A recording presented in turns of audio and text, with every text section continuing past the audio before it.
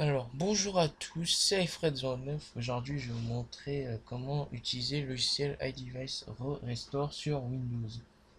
Alors, pour rappel, iDevice Restore permet de downgrade n'importe quel iOS vers un iOS 9 avec ses fichiers SHSH sur un appareil 32 bits, bien évidemment.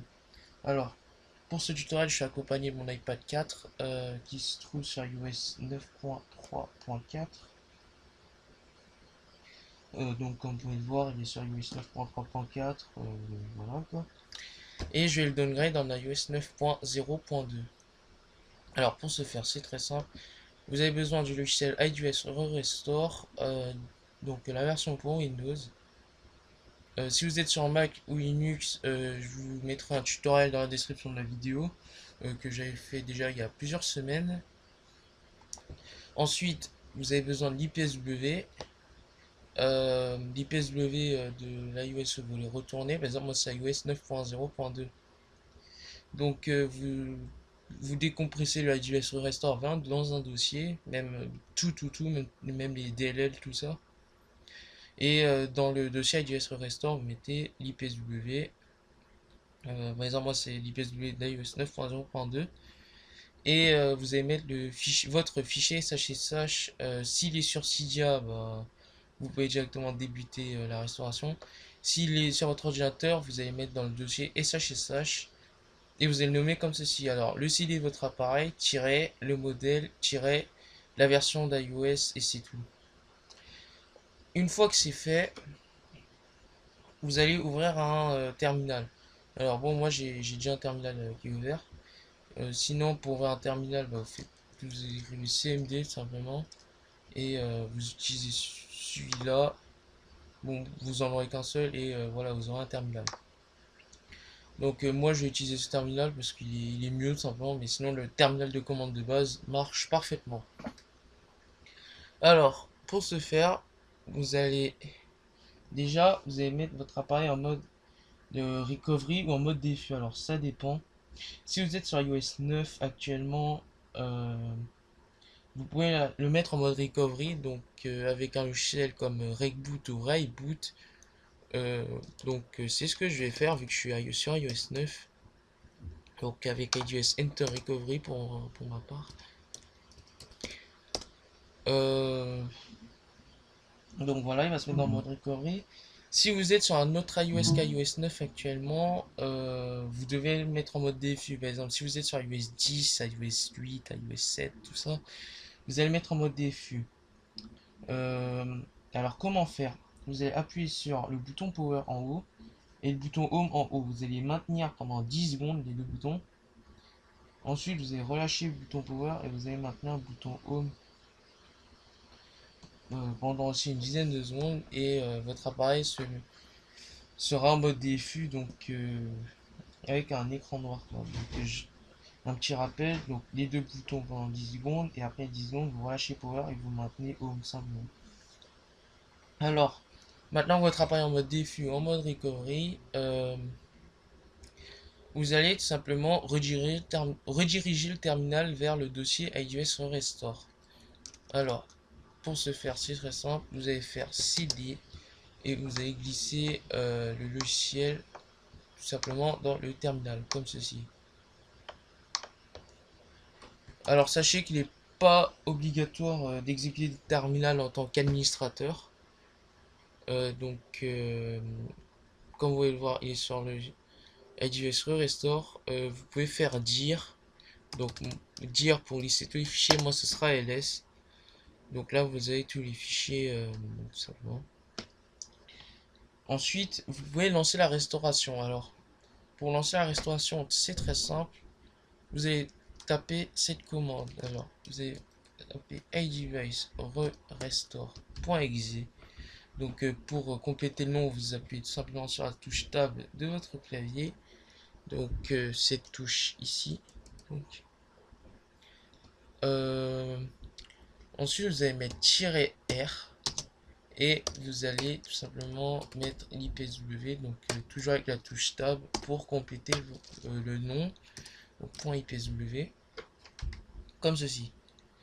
vous allez faire entrer et la restauration va débuter. Alors, juste une petite information.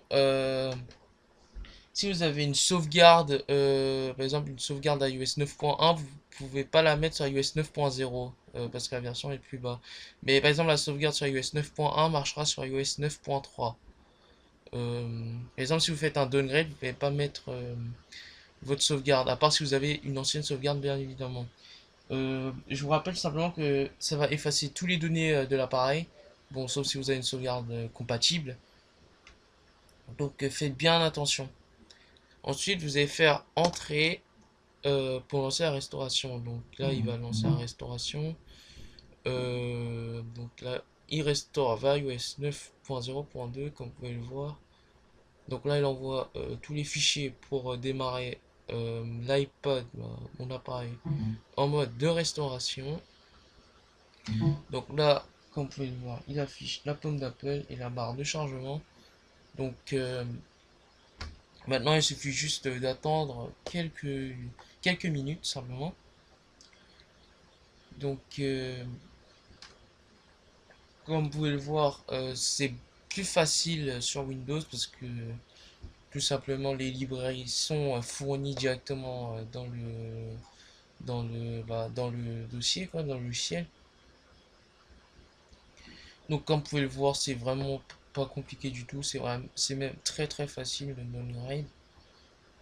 Si vous n'avez pas vos fichiers SHSH, malheureusement, vous ne pourrez pas downgrader. C'est le seul inconvénient. Enfin, voilà. Sauf si vous avez un iPhone 4, bien évidemment, vous pouvez faire un downgrade de Tether. Ou si vous avez un iPhone 4S ou un iPad 2, vous pouvez retourner sur iOS 6.1.3 avec Odysseus OTA. Donc, sinon, vous avez tout simplement Odysseus OTA pour retourner aussi vers iOS 8.4.1 pour tous les appareils 32 bits sauf l'iPhone 5C. Alors, comme vous pouvez le voir, il envoie le fichier système. Donc, une petite différence à noter quand même par rapport au Mac ou Linux, vous n'avez pas la barre de chargement, c'est pas grave, c'est dommage, mais bon, malheureusement, le terminal de commande de Windows ne le permet pas, simplement. Enfin, en théorie, il peut, mais bon, le logiciel, il n'a pas, c'est pas fait pour, je crois, simplement. Donc, bien évidemment, sur iPhone 4, vous pouvez faire un downgrade Tether avec Gigabyte. Donc, comme vous pouvez le voir, mon iPhone 4 il est sur iOS 4.0.2. 4.0.2. Donc, voilà. Sinon, j'ai l'iPad qui est sur iOS, qui va aller en iOS 9.0.2 du coup. Euh, alors, comme vous pouvez le voir, ça envoie, ça avance.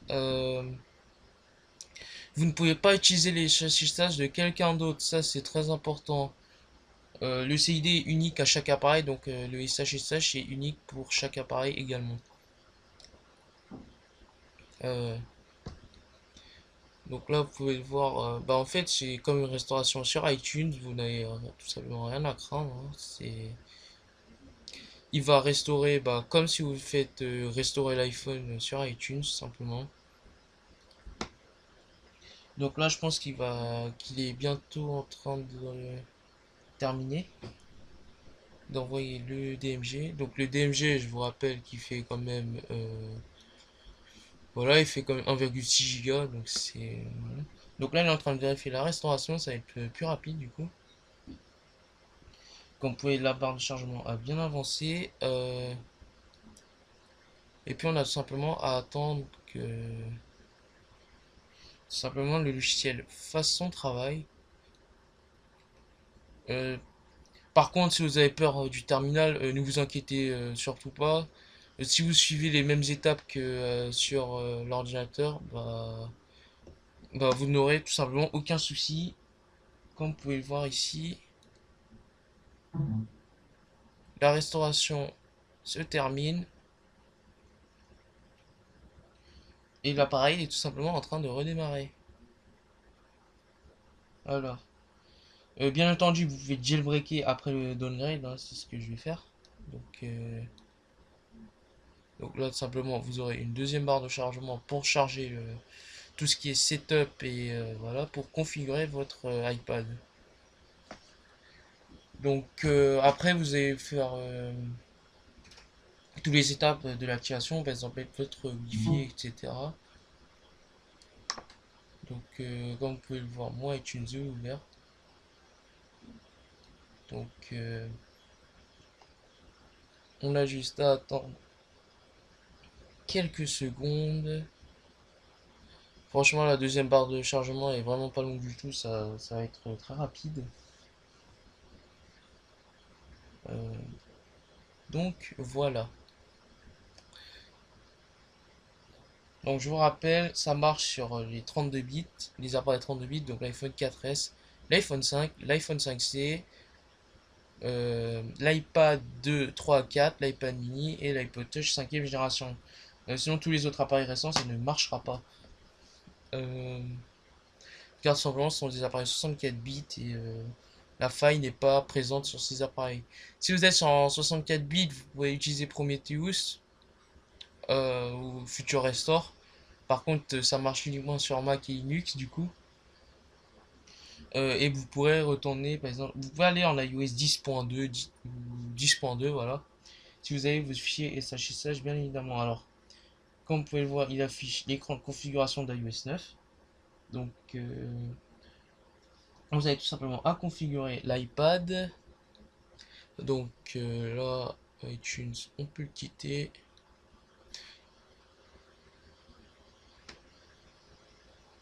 Donc, là, vous mettez votre Wi-Fi. Moi, je vais le faire suivant. Continuer. Activer la localisation. S'il n'y a pas le truc d'activation, ben, c'est normal parce que moi, je l'ai activé avec iTunes là, tout à l'heure. Donc, option ne pas ajouter comme. Continuer. Comme un nouvel iPad. Accepter. On va activer Siri. Ne pas envoyer. Et bienvenue sur l'iPad. Et si, comme vous pouvez le voir, mon appareil est bien restauré. Si on va dans les réglages, information, vous pouvez le voir que mon iPad est bien sur iOS 9.0.2. Voilà.